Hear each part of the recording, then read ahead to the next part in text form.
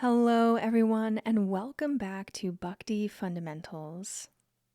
Today we're exploring a vivid analogy that Srila Prabhupada often used to explain how our consciousness, though originally pure, becomes contaminated through contact with material nature. This process of contamination is known as material conditioning. In other words, when in contact with matter, we, the individual souls, become covered over and illusioned by matter. But what if I told you that you are by nature pure, eternal, spiritually conscious, and always blissful? That might be hard to believe, especially while living in a world filled with suffering, anxiety, and constant change. After all, we face stress, confusion, loss, and disappointment so often that we begin to identify with those experiences. Over time, we may start to think, this is just who I am, and this is just what life is like. But that's not who we truly are, and that's not how life is meant to be. Beneath all those layers of temporary material experience lies our real self, the soul, us, within our body, eternal, full of knowledge, and full of bliss. And when we begin to lead a spiritual life, the entire direction of our lives changes for the better. One of the foundational lessons of the Gita is the difference between matter and spirit. Spirit refers to the soul, which is what we actually are, pure, eternal, full of knowledge and bliss. And matter is the temporary material energy that surrounds and covers us, the individual souls, while we remain in this material world. Although both spirit and matter originate from the same supreme source, Krishna, their natures are entirely different. Spirit is alive and conscious. Matter is dull and lifeless. Spirit is eternal and full of knowledge and bliss, while matter is temporary and tends to obscure our true identity. And forgetting our true spiritual identity leads to our experiencing suffering in this material world. We are all individual eternal souls. In our original state, we are actually spiritually conscious, aware of our true identity as souls, aware of Krishna as our supreme source, and aware of the eternal relationship that connects us to Him. However, our consciousness changes when we come into contact with matter, or this material world. Srila Prabhupada often compared our original state of spiritual consciousness to pure rainwater. In the atmosphere, rainwater is relatively clean and clear, but as it travels downward, it picks up impurities from the air. And when it finally hits the ground, it becomes muddy or compromised, alloyed. Importantly, the water itself hasn't changed in essence. It simply takes on the qualities of what it passes through. In the same way, we are each individual pure souls. By nature, we are pure consciousness. But during our long sojourn in this material world, as we pass through this material world in innumerable different bodies in different lifetimes, our original spiritual consciousness becomes covered over by material impurities, just like the rainwater. Through our prolonged association with matter, our original pure spiritual consciousness becomes covered, just like a mirror becomes obscured by dust. The mirror is still there, but its surface has become obscured. All it needs is cleaning for its true reflective power to shine again. When we, the individual souls, enter the material world, our consciousness becomes influenced and contaminated by the material energy, specifically by three fundamental qualities of material nature that the Bhagavad Gita calls the modes of material nature. Those three qualities or modes of material nature are goodness, sattva-guna, passion, rajo-guna, and ignorance, tamo-guna. The Sanskrit word guna means quality, but it can also be translated as rope. That's because these modes of material nature act like invisible ropes that influence our thoughts, desires, and behaviors, subtly keeping us entangled in and bound to the material world and disconnected from our original spiritual identity. To bring this discussion back to the rainwater analogy that we're exploring today, when rain falls into a clean area, it stays mostly clear. This is analogous to our consciousness when it is influenced more by the mode of goodness. But if rain falls, say, into thick mud, it becomes dirty, just like our consciousness becomes cloudy when influenced by the mode of ignorance. Thus, like rainwater, our consciousness takes on the qualities of the material environments that we choose to associate with. Our thoughts, desires, and actions all reflect the degree to which our original spiritual consciousness has been covered by these modes. These three modes of material nature shape everything about us: how we see the world, what we value, how we react to others, and even our hopes and fears. For example, when influenced primarily by sattva-guna, the mode of goodness, we tend to be peaceful, clear-headed, and inclined toward philosophical pursuits. When rajo-guna, the mode of passion, predominates, we may feel more driven, ambitious, and constantly restless, always chasing material desires and outcomes. And under the influence of tamo-guna, the mode of ignorance, we may feel confused, lethargic, or even self-destructive. Keep in mind here that we usually exhibit a mixture of these three modes at any given time, not just one at a time. We have a full video series on the three modes of material nature, so be sure to check out those 4 episodes for a deeper breakdown of these modes.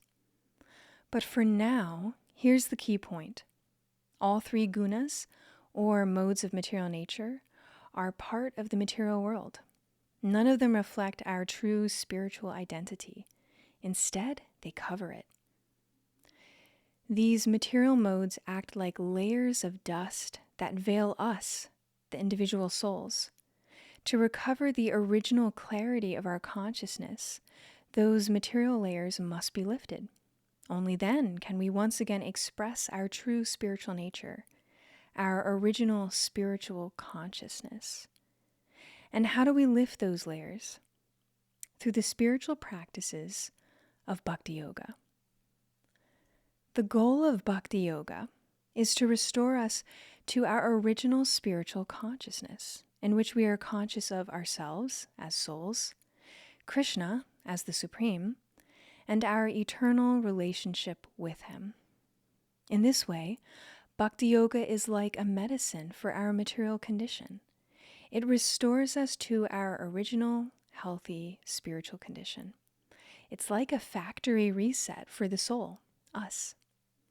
For as we learn in the Bhagavad Gita, spiritual consciousness is not something artificial or foreign to us. It is actually our real nature. Just as water is naturally clear in its original state, we are naturally spiritually conscious in our original state. And just as muddy water can be filtered to regain its purity, our consciousness can also be filtered, purified, through devotional service, or Bhakti Yoga. And just what does devotional service entail? It includes simple transformative practices, such as chanting the Hare Krishna Maha Mantra, hearing about Krishna, the Supreme, from Shastra, the revealed scriptures, from gurus, our spiritual teachers, and from sadhus, the community of sincere spiritual practitioners. Also offering our vegetarian food and daily activities to Krishna, in effect, spiritualizing them. These simple practices listed here are not just rituals. They are powerful, purifying spiritual activities that remove the material mud from the originally pure water of our consciousness. Now, of all these practices, chanting the Hare Krishna Maha Mantra displayed on screen is the most effective in this age. Chanting this mantra is the Yuga Dharma, or the recommended process for spiritual realization in Kali Yuga, which is the age of quarrel and hypocrisy that we are now in. What makes chanting this mantra so effective?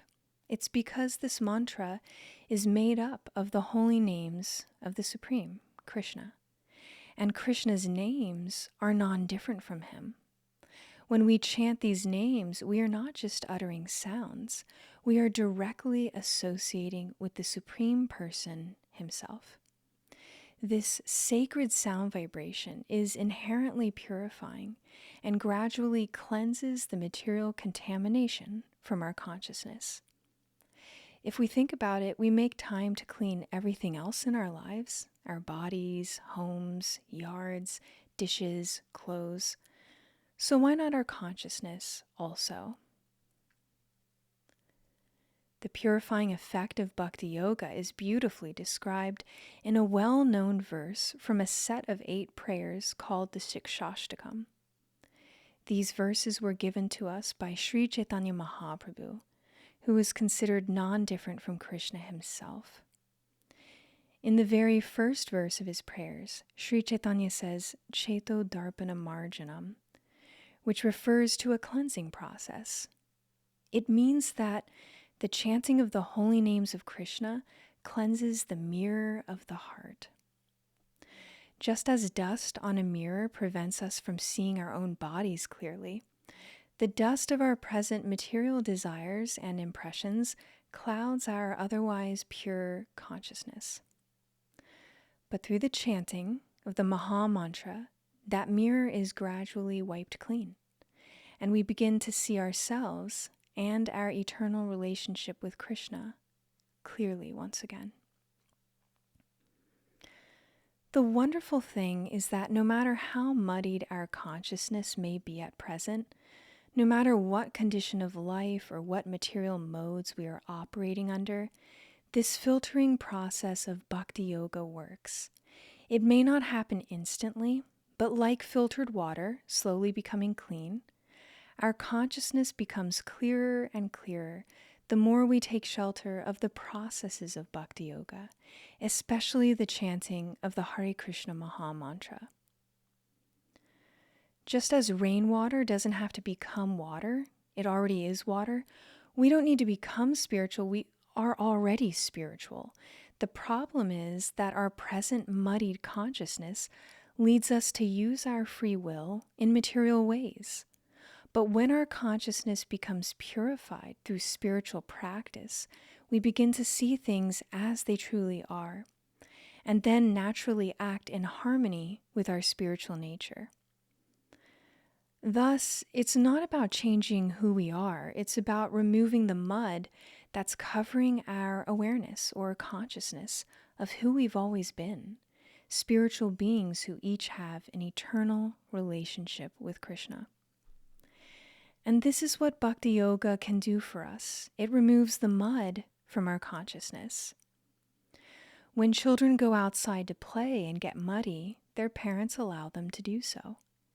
And when the kids want to come back inside, their parents help clean their bodies off or show them how to do so themselves. In the same way, Krishna lovingly provides the means for our consciousness to become clean again through the processes of devotional service or Bhakti Yoga. Whether we're just a little muddy or completely submerged in muck, the powerful spiritual practices of Bhakti Yoga can restore us to our original, joyful, spiritual consciousness. Why is Bhakti Yoga so effective? Because it was invented by Krishna himself for extricating us from this material world. And because Bhakti Yoga comes from Krishna, it carries his full potency. That means that no matter how materially covered we may be, we are never too far gone. Through the practices of Bhakti Yoga, the mud of our consciousness is washed away. The mirror of our hearts becomes clear, and we remember who we truly are, eternal souls, eternally connected to Krishna, the Supreme, in a relationship of loving service. So that's all we have for today on the topic of muddied consciousness. Please let us know if you have any questions that we can address in our upcoming sessions. In the meantime, thank you for listening today, and we'll see you next time on Bhakti Fundamentals.